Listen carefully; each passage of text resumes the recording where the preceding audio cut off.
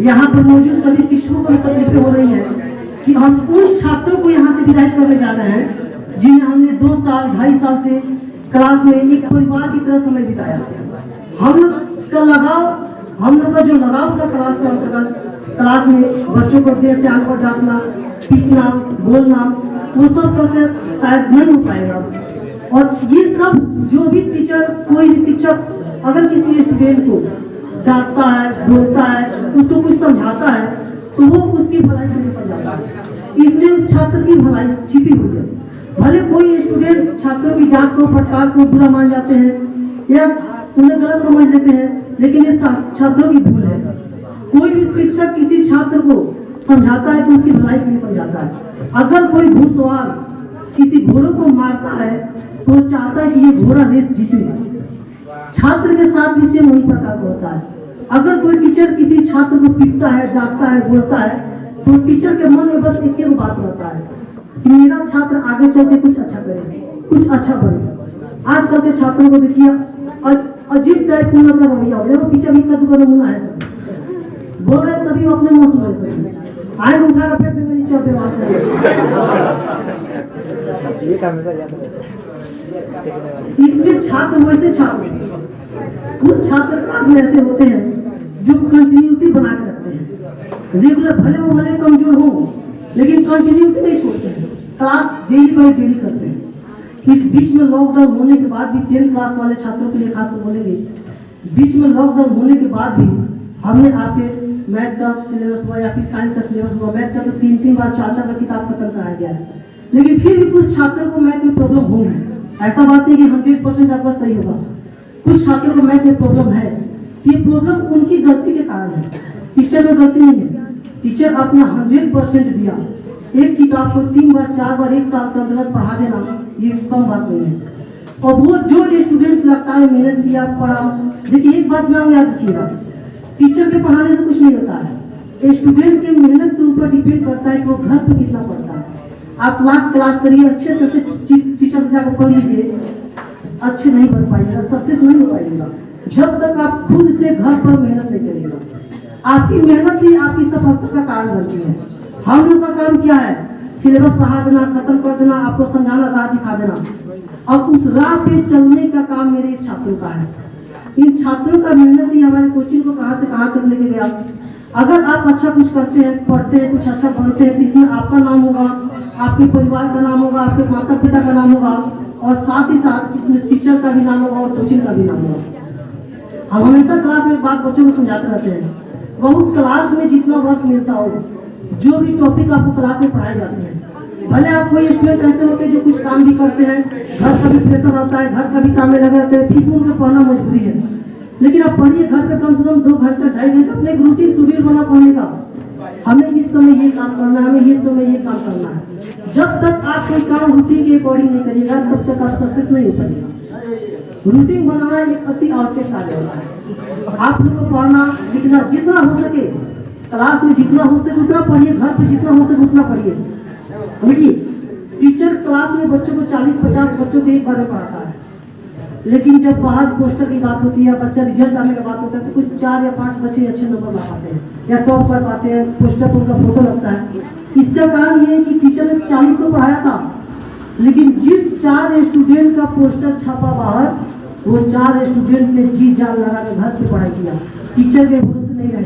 लेकिन आजकल छात्रों का ये नियम है, हमें सर ने नहीं पढ़ाया, हमें सर ने ये नहीं बताया, सर ने सब कुछ किया, आपने घर पे जाकर मेहनत नहीं किया। आप घर पे अपना समय पढ़ाई पे बिताइए। माता पिता एक आस लगाकर अपने बच्चों को पढ़ाते हैं, एक आस, उनके मन में एक आस होता है कि मेरा बच्चा पढ़ के कुछ अच्छा बनेगा। आपको क्या पता कि माता पिता कहाँ से आपकी आवश्यकताओं की पूर्ति करते हैं। आपको तो जो आप बोलते हो आपके गार्जियन आपको दे देते हैं, लेकिन उस पर खड़ा उतरना आपका फर्ज बनता है। अगर पैसे की कमी आपको होती है, किताब की कमी आपको होती है, किसी भी चीज की कमी आपको होती है, तो गार्जियन आपको प्रोवाइड कराते हैं।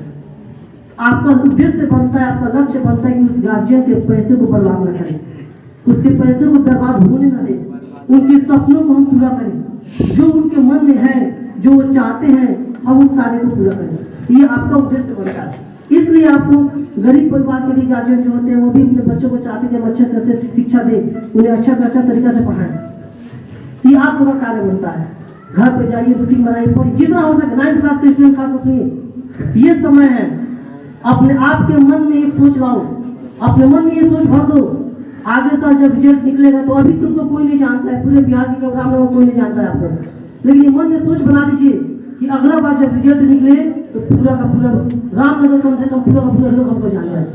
इतना रिजल्ट लाओ, उतना मेहनत करो। अभी जस्ट कोई स्टूडेंट बोला था कि मेहनत इतनी खामोशी से करो कि कामयाबी शोर मचा दे। इतना मेहनत करो, इतना मेहनत करो, जब आप कामयाब हो तो आपके पीछे लाइन लग जाए उस लायक बनने। और उसको बनने के लिए आपको ये पहले से ही सोचना पड़ेगा, आपको पहले से सोच दिमाग में रखना पड़ेगा। अब कुछ स्टूडेंट का ये नियम होता है कि अरे एग्जाम अभी 7-8 महीना है, नजदीक आएगा तो हम पढ़ लेंगे, 3 महीना 4 महीना होगा तो हम पढ़ लेंगे। उस समय क्या पढ़िएगा, कितना पढ़िएगा, कितना प्रेशर आपके ऊपर आएगा, और तब आप पढ़िएगा सब थोड़ा वीडियो गेस कर दीजिए, वीडियो टिक लगा दीजिए, क्वेश्चन गेस कर दीजिए। ये सब स्टूडेंट की भूल होती है।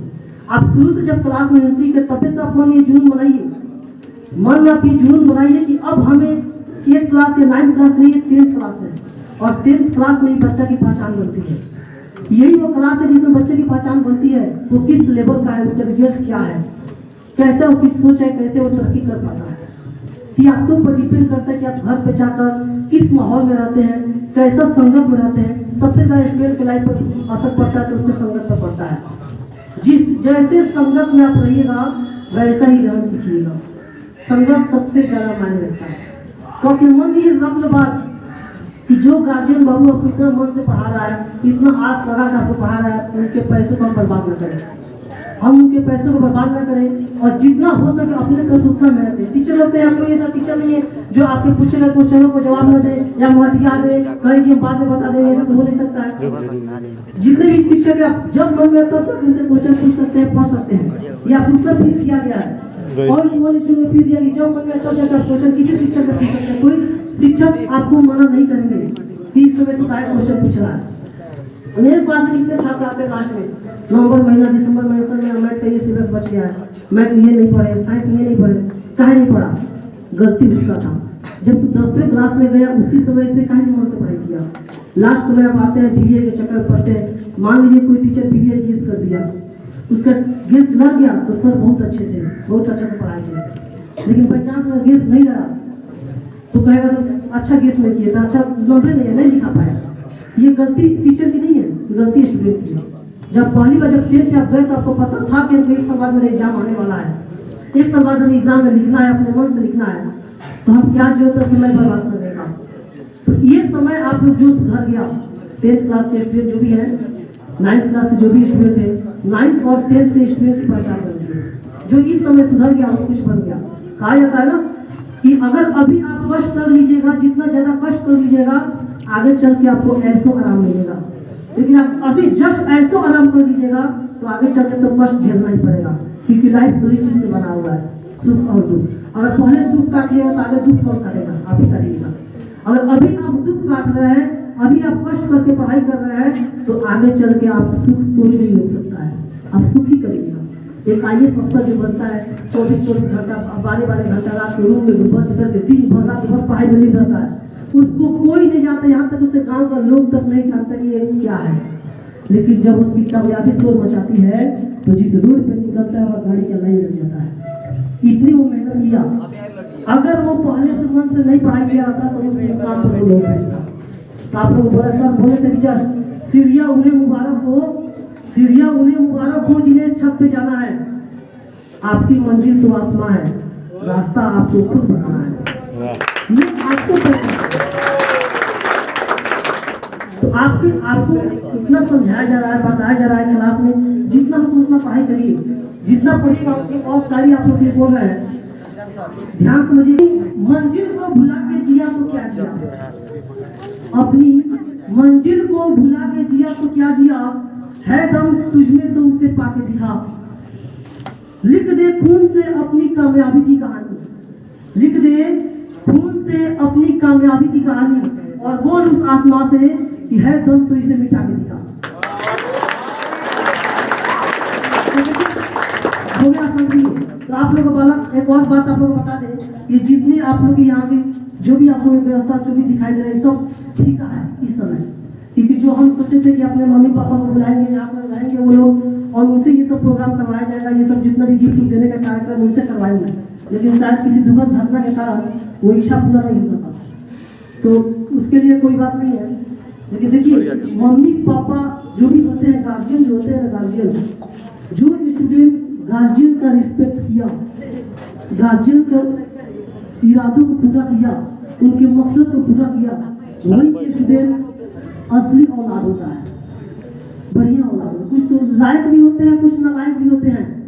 नालायक वो होते हैं जो नाम कर देता है सब, कैसे किसने बदनामी में, और लायक वो होते हैं जो कामयाब होकर माता पिता को नाम कर देता है सब। तो दोनों में बहुत डिफरेंस है।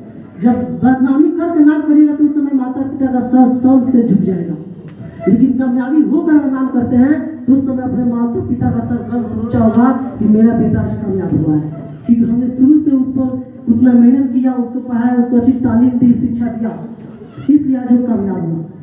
तो आप लोग को ये उद्देश्य बनता है कि अपने मम्मी पापा या जो भी आपके परिवार के सदस्य जो आपको पढ़ाते हैं लिखाते हैं, जिनका आपके साथ कोई उद्देश्य है, जो किसी इच्छा रख के आपको ये सब प्रोवाइड कराते हैं, जो भी आपके फैसिलिटीज वो देते हैं, तो आपका भी औचित्य बनता है कि हम उनके सपनों को साकार करें।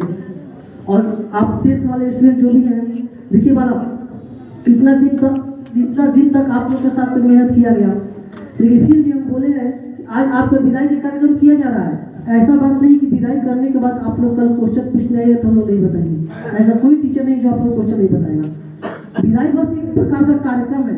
आप लोगों से जो लगाव था क्लास में, जो आप लोगों से लगाव था वो कभी टूटने वाला नहीं है। और अफसोस आपको भी हो रहा होगा, अफसोस हम लोग भी कुछ ज़्यादा ही हो रहा है, ताकि आपके क्लास में जाने के बाद पता नहीं चलता था कि कब 1 घंटा 1.5 घंटा समय बीत गया। आगे पढ़ाता था बोर्ड पर 1 घंटा समय पता नहीं चलता, पता कब गया। तो कुछ ऐसे लगाव थे आप लोग के साथ, लेकिन वो लगाव शायद कल से नहीं देखने को मिलेगा। और आप लोग जितना हो सके घर पर जाकर विदाई करने के बाद घूमने फिरने का चक्कर नहीं पड़ना है। 5 दिन छोड़ के अभी आपके पास टाइम है, घर पे जाइए, जितना हो सके उतना पढ़िए, मेहनत करिए। और ऐसे भी हमने बोल दिया, कल सुबह क्लास में बोल दिया है कि कल 10th क्लास का टोटल मैथ 1 दिन में पढ़ाई होगा, फाइनल पूरा किताब 1 दिन में पढ़ाएंगे, 8 बजे से लेकर 2 बजे दिन तक पूरा का पूरा किताब 1 दिन में पढ़ाई होगा। तो जिस स्टूडेंट का सिलेबस पीछे है, जो नहीं पढ़ा है, कुछ छूट गया है, तो वो कल आगे पढ़ सकता है। कल 8 बजे से क्लास स्टार्ट होगा। तो आप लोग जितना हो सके उतना मेहनत करिए और अच्छा से अच्छा नंबर लाइए। हम लोग शिक्षक यही चाहते हैं, यही कामना करते हैं कि हमारे जो स्टूडेंट हैं, हमारे जो 10th क्लास के स्टूडेंट है, हर एक साल की भांति इस साल भी हमारा नाम रोशन करें और इस कोचिंग का नाम रोशन करें, अपने गार्जियन का, अपने मम्मी पापा का नाम रोशन करें। इसी के साथ आप लोगों को धन्यवाद, ताकि इतना समय आप लोग भी दिए, और टीचर लोग को भी बहुत बहुत शुक्रिया।